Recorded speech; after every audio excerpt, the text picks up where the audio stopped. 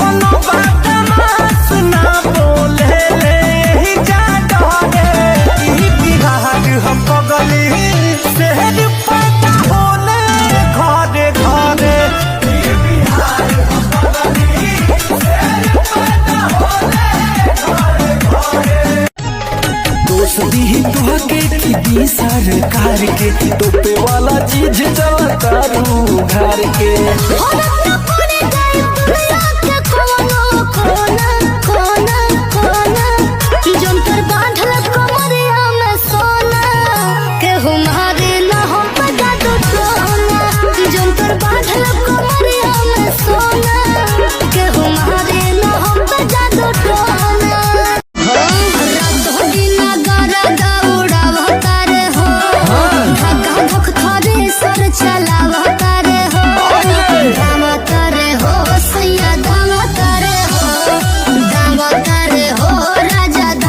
रात भर हाथ में धरावेला कलम नीचे से ठंडा लागे ऊपर से गरम ए हो जाड़ा में बिगड़ गइल हमरो कलम ए हो जाड़ा में बिगड़ गइल हमरो कलम के कलकत्ता से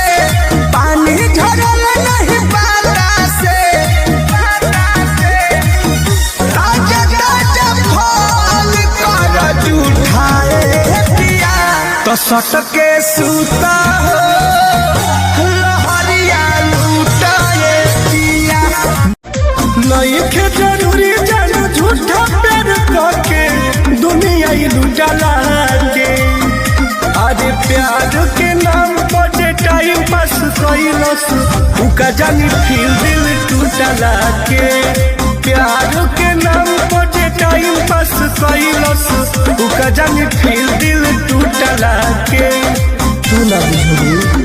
नया साल मुबारक पुरन कह के टाटा पुरन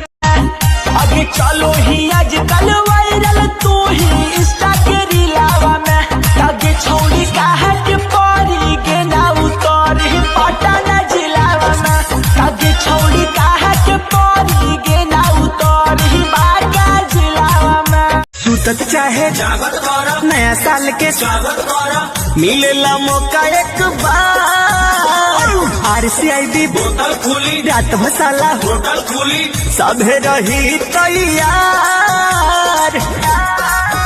कोमर हिलेगा नागिन के चाल में खूब नाच होई तबला के ताल में माला रसिया न बोला के नया साल में